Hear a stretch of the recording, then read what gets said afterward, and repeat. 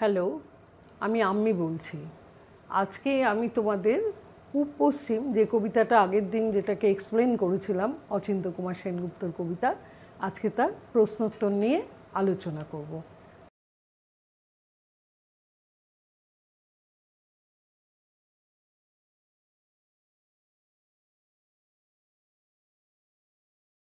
তাহলে যথারীতি তোমরা পেন খাতা নিয়ে বসে পড়ো, তোমরা কোয়েশ্চেনগুলো লিখে ফেলো, আর আমি যেভাবে বলছি সেটা শোনো।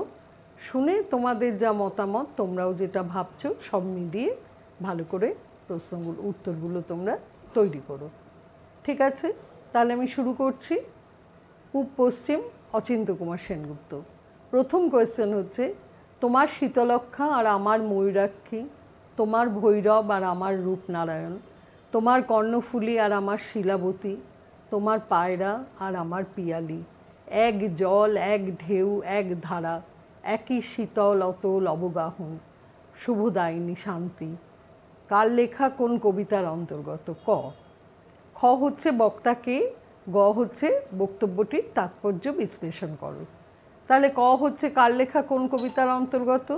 অচিন্ত্য কুমার সেনগুপ্তের লেখা পূব পশ্চিম কবিতার অন্তর্গত হচ্ছে উদ্ধৃত অংশটি। খ হচ্ছে বক্তাকে, বক্তা হচ্ছে কবি অচিন্ত্য কুমার সেনগুপ্ত স্বয়ং। আলোচ্য অংশে কবি দুই বাংলার প্রকৃতিগত মিলের উল্লেখ করে বলতে চেয়েছেন যে এত মিল থাকা সত্ত্বেও দুটি দেশ রাজনৈতিক কারণে বিচ্ছিন্ন হয়ে রয়েছে, তবে অন্তরে দুই বাংলার মানুষই এক বা তারা অভিন্ন। গ হচ্ছে বক্তব্যটির তাৎপর্য বিশ্লেষণ করো। পূর্ব এবং পশ্চিম বাংলার জলবায়ু এক, কারণ স্বাধীনতার আগে এই দুই বাংলায় কিন্তু অখণ্ড ভারতবর্ষের অন্তর্ভুক্ত ছিল। পূব বাংলা তথা বাংলাদেশ এবং পশ্চিমবঙ্গ নদীমাতৃক দেশ। কবি এই নদ নদীগুলির নামের বিভিন্নতা থাকলেও তারা কিন্তু অনুভূতিতে কিন্তু তারা একই দুই বাংলার মানুষের কাছে। পূর্ব বাংলায় রয়েছে শীতলক্ষা, ভৈরব, কর্ণফুলী, পায়রা ইত্যাদি নদী এবং নদ, অনেক নদ নদী। তেমনি পশ্চিমবঙ্গেও আছে ময়ূরাক্ষী, রূপনারায়ণ, শিলাবতী, পিয়ালির মতো অসংখ্য নদ নদী। এপার বাংলার মাথার ওপরে এপার বাংলা আর ওপার বাংলার নদীর জলের রং এক, ঢেউও এক, তাদের স্রোতও এক, তাদের ধারাও এক, কিন্তু শুধুমাত্র অবস্থান করে তারা দুটো বাংলাতে। সব নদীতেই স্নান করে বা অবগাহন করলে কিন্তু আমরা একই শীতলতা এবং শান্তি অনুভব করি। সম জলবায়ুর অংশীদার হয়েও কিন্তু সীমান্তের বেড়াজালে আমরা দুই বাংলার অধিবাসী হয়েছি, তবে একই সভ্যতা ও সংস্কৃতির মানুষেরা কিন্তু অন্তরে একই রয়েছে। কোনো স্বার্থলোভী শক্তির অদম্য চেষ্টা চালিয়েও দুই বাংলার ভাবধারা, ভাষা এবং ঐক্যকে আলাদা করতে পারে না। এটা হলো তোমাদের 1 নম্বর প্রশ্নের উত্তর। এবার আসছি 2 নম্বর। তোমার চোখের আকাশের রোদ আমার চোখের উঠোনে এসে পড়ে, তোমার ভাবনার বাতাস আমার ভাবনার বাগানে ফুল ফোটায়। ক বক্তাকে, খ হচ্ছে বক্তার বক্তব্য বুঝিয়ে বলো। ক বক্তা কবি অচিন্ত্য কুমার সেনগুপ্ত। আলোচ্য অংশে কবি দুই বাংলার প্রকৃতিগত মিলের কথা বলেছেন। খ হচ্ছে বক্তার বক্তব্য বুঝিয়ে বলো। কবি বলতে চেয়েছেন যে এই দুই বাংলার আকাশে একই সময়ে একই চন্দ্র সূর্য বিরাজ করে, তাই পশ্চিমবঙ্গের মানুষের চোখে যে সূর্যকিরণে রোদ এসে পড়ে সেই একই রোদ পড়ে পূর্ব বাংলার মানুষের চোখেও, অর্থাৎ আমরা একই সময় একই প্রকৃতির অংশীদার। কখনো যখন এ বাংলায় বাতাস বয় পূব থেকে পশ্চিমে, আবার কখনো বা পশ্চিম থেকে পূবে বয়ে যায়, সে বাতাসে যে শীতলতা বা আমেজ থাকে তা অনুভব করে কিন্তু দুই বাংলার মানুষই। আদতে পূর্ব বাংলা ও পশ্চিম বাংলা ছিল অখণ্ড ভারতবর্ষে। 1947 সালে দেশ বিভাগের পর ভারতবর্ষ ভেঙে তৈরি হয় পাকিস্তান এবং ভারতবর্ষ। পরবর্তী পর্যায়ে পাকিস্তানি শাসকদের অত্যাচারে অতিষ্ঠ হয়ে 1971 সালে অনেক লড়াইয়ের পর স্বাধীন বাংলাদেশের জন্ম হয়। ভারতবর্ষ এই লড়াইয়ে বাংলাদেশকে অনেক সাহায্য করে। কবির তাই দৃঢ় বিশ্বাস, স্বার্থলোভী শক্তি যতই চেষ্টা করুক না কেন দুই বাংলার মানুষের মধ্যে বন্ধনকে ছিন্ন করতে পারবে না। তারপরে আসছি আমরা 3 নম্বরে। 3 নম্বর প্রশ্ন কি? তোমার নারকেল সুপুরি অশোক শিমুল, আমার তাল খেজুর শাল মহুয়া, এক ছায়া এক মায়া একই মুকুল মঞ্জরি। তোমার ভাটিয়াল আমার গম্ভীরা, তোমার সারিজারি আমার বাউল, এক সুর এক টান একই অকুলের আকুতি। তোমার টাঙ্গাইল আমার ধনেখালি, তোমার জামদানি আমার বালুচরি, এক সুতো এক ছন্দ একই লাবণ্যের টানাপোড়েন, চলছে একই রূপনগরের হাতছানিতে। ক হচ্ছে বক্তা কে, খ হচ্ছে প্রসঙ্গ কি, গ বক্তার বক্তব্য বলো। ক বক্তা হচ্ছে কবি অচিন্ত্য কুমার সেনগুপ্ত, খ হচ্ছে প্রসঙ্গ কি। আলোচ্য অংশে কবি দুই বাংলার প্রকৃতির সাদৃশ্যের কথা, সংস্কৃতির সাদৃশ্যের কথা বলেছেন। একই ভাবধারার ধারক ও বাহক হচ্ছে এই দুই বাংলার মানুষ। জলবায়ু এক হওয়ায় গাছপালায়ও তাদের মিল দেখা যায়। গ বলছে কি বক্তার বক্তব্য বলো। পূর্ব বাংলা বা বাংলাদেশ ও পশ্চিমবঙ্গের প্রাকৃতিক পরিবেশ অভিন্ন হওয়াতে তাদের ফুল ফল শস্য সবেতেই সাদৃশ্য পরিলক্ষিত হয়। বাংলাদেশে বেশি রয়েছে নারকেল সুপারি অশোক ও শিমুলের গাছ, আর পশ্চিমবঙ্গের মাটিতে আছে তাল খেজুর শাল মহুয়ার গাছ। দুই বাংলার গাছেরাই একই ছায়া প্রদান করে পথিকদের, একরকমই তাদের মুকুল বা মঞ্জরি। দেশ পৃথক হলেও প্রকৃতির রাজ্যে কিন্তু তারা পৃথক নয়। বাংলাদেশ একটু বেশি নদী দিয়ে বেষ্টিত, তাই পূর্ব বাংলার নদ নদীতে চলে অসংখ্য নৌকো, মাঝিরা ভাটিয়ালি গান গেয়ে দাঁড় বায়, সারি জারি গান ও গীত হয় মহরম এবং অন্যান্য উৎসবের দিনে। পশ্চিমবাংলার গ্রামে গ্রামে চলে বাউল গান গম্ভীরা, এরকম নানা গান এই সুরে মুখর হয়ে থাকে এপার বাংলার আকাশ বাতাস। দুই বাংলার গানেই অনুভূত হয় মাটির টান জলের টান। গানের সুরে গানের কথায় ভাবে ফুটে ওঠে একই আকুলতা, যা কখনো আলাদা বলে মনে হয় না। সেই আকুলতা দুই বাংলার মানুষেরই অন্তর স্পর্শ করে। পূর্ব বাংলার টাঙ্গাইল আর জামদানি শাড়ির খ্যাতি দেশ বিদেশে ছড়িয়ে পড়েছে, তেমনি পশ্চিমবাংলার কি আছে ধনেখালি আর বালুচরি শাড়িও নজর কেড়েছে অনেক মানুষের। একই সুতো একই ছন্দ এবং একই রকম আবেগ মিশিয়ে বোনা হয় এসব শাড়ি। দুই দেশেরই সংস্কৃতির ধারা এক হওয়া সত্ত্বেও বহির্বিশ্বের কাছে দুই বাংলার মানুষকেই পৃথক পরিচয় বহন করতে হয়। তবে সীমান্তের তারকাটাও দু দেশের মানুষের মনের বন্ধনকে কিন্তু ছিন্ন করতে পারেনি। এটা হলো 3 নম্বর প্রশ্নোত্তর। এবার আসছি আমি 4-এ। আমরা এক বৃন্তে দুই ফুল এক মাঠে দুই ফসল, আমাদের খাঁচার ভিতরে একই অচিন পাখির আনাগোনা। আমার দেবতার থানে তুমি বটের ঝুড়িতে সুতো বাঁধো, আমি তোমার পীরের দরগায় চেরাগ জ্বালি। আমার স্তোত্রপাঠ তোমাকে ডাকে, তোমার আজান আমাকে খুঁজে বেড়ায়। ক একই বৃন্তে দুটি কুসুম কার লেখা, এখানে কি অর্থে ব্যবহৃত হয়েছে। খ একই অচিন পাখির আনাগোনা বলতে কি বোঝো। গ আলোচ্য অংশের তাৎপর্য বিশ্লেষণ করো। ক একই বৃন্তে দুটি কুসুম কাজী নজরুল ইসলামের লেখা। এখানে একই বৃন্তে দুটি কুসুম বা ফুল বলতে পূর্ব বাংলা ও পশ্চিম বাংলার মানুষজনকে বুঝিয়েছে। পূর্ব বাংলায় মুসলমান ধর্মাবলম্বী মানুষের সংখ্যা বেশি এবং পশ্চিম বাংলায় হিন্দু ধর্মাবলম্বী মানুষের সংখ্যা বেশি, তাই এই দুটি কুসুমের অর্থ হিন্দু ও মুসলমান। ধর্ম ভিন্ন হলেও এই দুই বাংলার মানুষজন একে অপরকে শ্রদ্ধা করে ও ভালোবাসে। খ একই অচিন পাখির আনাগোনা বলতে কি বোঝো। একই অচিন পাখির আনাগোনা বলতে দুই দেশের মানুষের ভাষা ও ভাবনার সামঞ্জস্যের কথা বলা হয়েছে। একই পরিস্থিতিতে তারা একই রকমভাবে ভাবনা চিন্তা করে, অর্থাৎ একই সংস্কৃতির ধারক ও বাহক এই দুই বাংলার মানুষ। আলোচ্য অংশের তাৎপর্য বিশ্লেষণ করো। দুই বাংলার মানুষের বিশ্বাস যে দেবতার থানে বা মন্দির সংলগ্ন বটগাছের ঝুড়িতে সুতো বাঁধলে মানুষের মনস্কামনা পূর্ণ হয়। আবার কিছু মানুষের বিশ্বাস পীরের দরগায় প্রদীপ জ্বাললে নাকি মনস্কামনা পূর্ণ হয়। এই দুই বিশ্বাসের বশবর্তী হয়ে দুই বাংলার মানুষই হিন্দু মুসলমান নির্বিশেষে কেউ মন্দিরে সুতো বাঁধে আর দরগায় প্রদীপ জ্বালে। ধর্মে অভিন্ন হলেও বিশ্বাসে কিন্তু তারা এক। এছাড়াও মন্দিরে স্তোত্রপাঠ আহ্বান জানায় সব ধর্মবিশ্বাসী মানুষকে, আর তেমনি আজানের সুরেও থাকে ঈশ্বরের আহ্বান, যা ধ্বনিত হয় মসজিদে মসজিদে। পূর্ব বাংলার এবং পশ্চিম বাংলার মানুষের ধর্মবিশ্বাস, সংস্কৃতি ও ভাবধারা এক হলেও রাজনৈতিক এবং স্বার্থলোভী শক্তি দু দেশের মানুষকে বিচ্ছিন্ন করতে চায়, কিন্তু তারা কথা জানে না যে মানসিক ও প্রাকৃতিক দিক থেকে অভিন্ন মানুষকে পৃথক করা কিন্তু খুবই কঠিন। এবার আসছি আমরা 5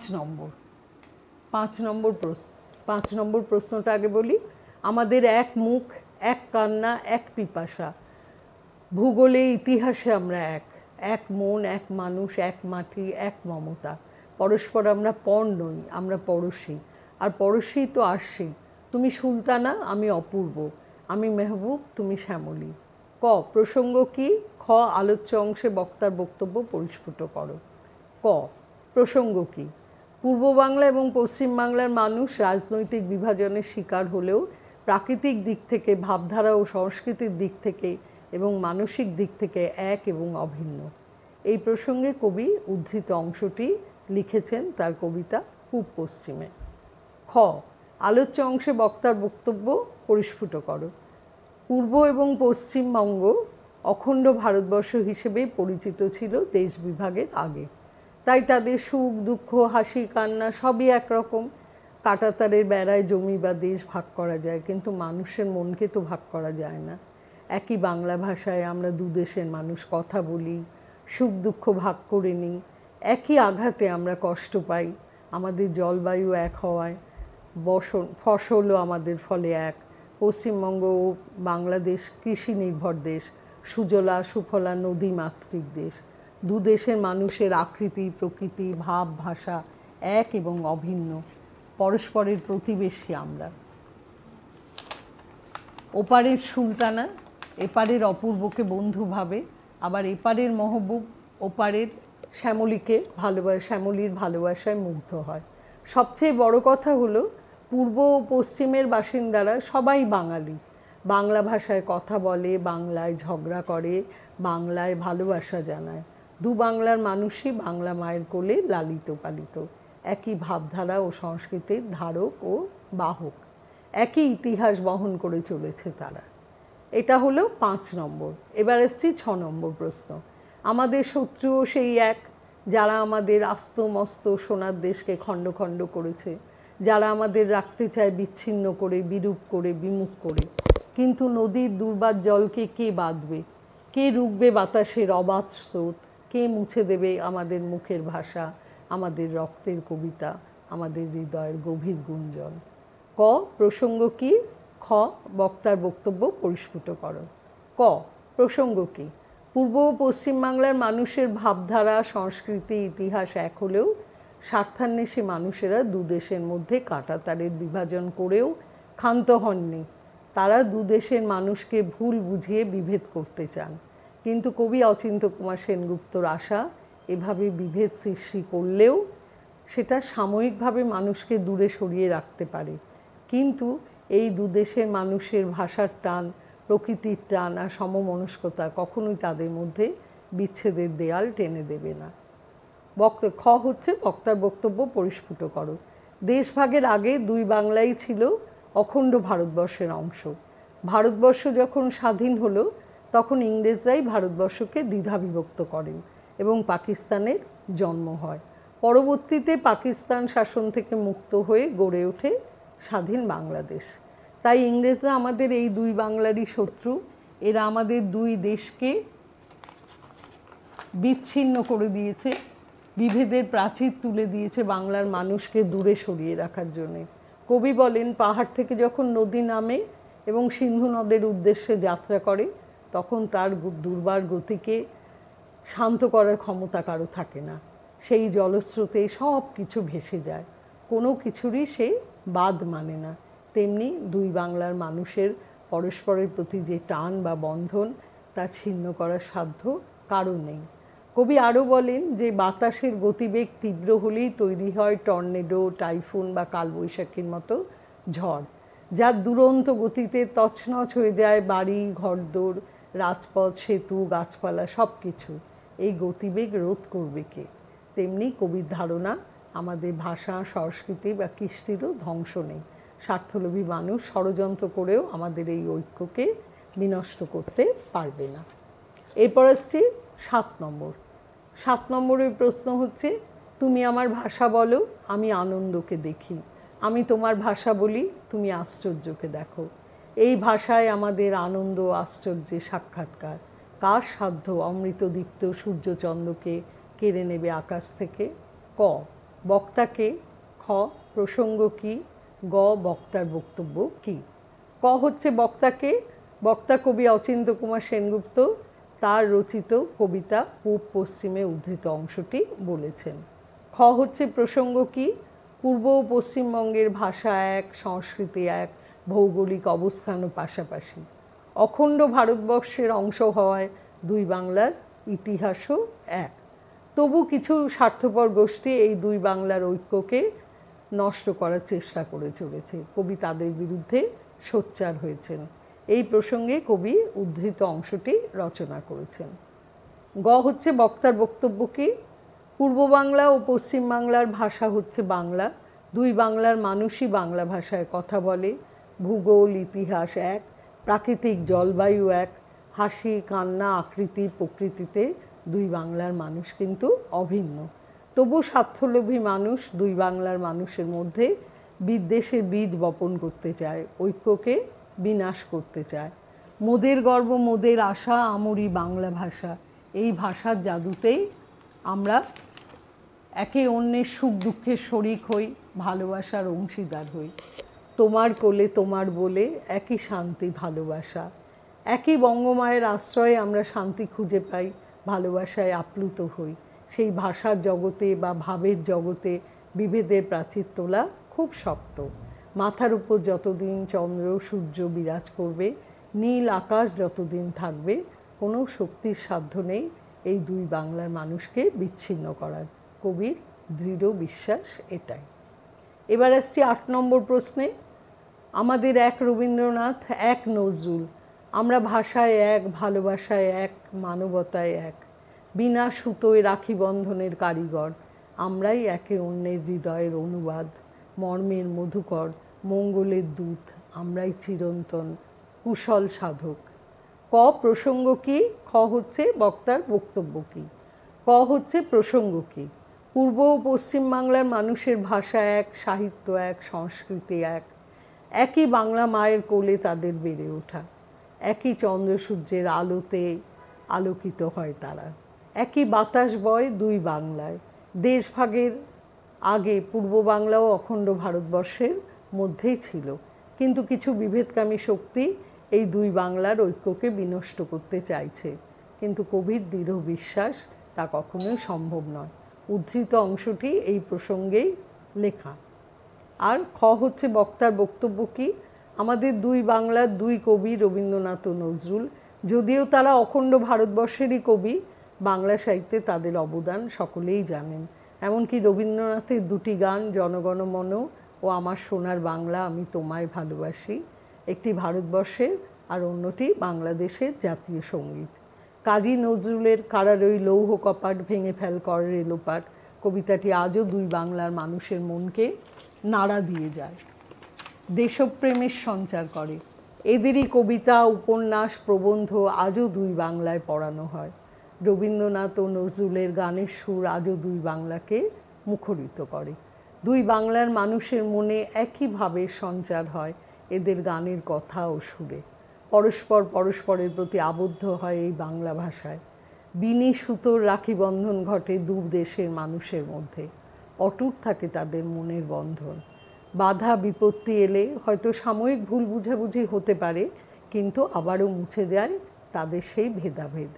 একই মাটিতে মানুষ দুই বাংলার লোকেরা, একই আকাশ বাতাসে তাদের বেড়ে ওঠা, একই ভাব ভাষা সংস্কৃতির ধারক ও বাহক তারা। তাই ঝড় ঝাপটা বাধা বিপত্তি অতিক্রম করেও অটুট থাকবে তাদের ভালোবাসার বন্ধন। এবার আসছি পরের প্রশ্নটায়। এক সুতো এক ছন্দ একই লাবণ্যের টানা পড়েন চলেছে একই রূপনগরের হাতছানিতে। ক কবিতায় কোন পটভূমি উল্লিখিত হয়েছে? খ কবিতায় কোন কোন গাছপালা, কোন কোন সুরসঙ্গীত ও কোন কোন শিল্পের নাম উল্লিখিত হয়েছে? গ, কবিতায় অভিন্নতার মধ্যে মূল ঐক্যসূত্রটি কী? ঘ, লাবণ্যের টানাপোড়েন ও রূপনগরের হাতছানি শব্দটির তাৎপর্য আলোচনা করো।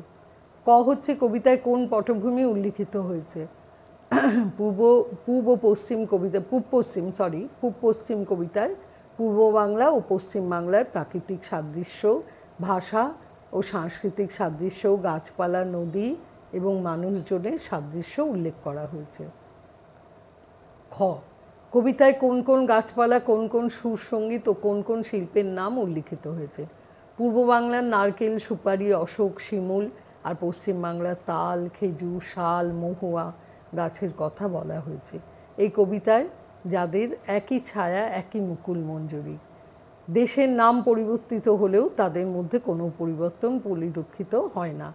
পূর্ব বাংলার ভাটিয়ালি আর সারিজারি গানে বাংলাদেশ মুখরিত হয়, তেমনি পশ্চিম বাংলার গম্ভীরা, কীর্তন আর বাউলের গানে মুখরিত হয় আকাশ বাতাস।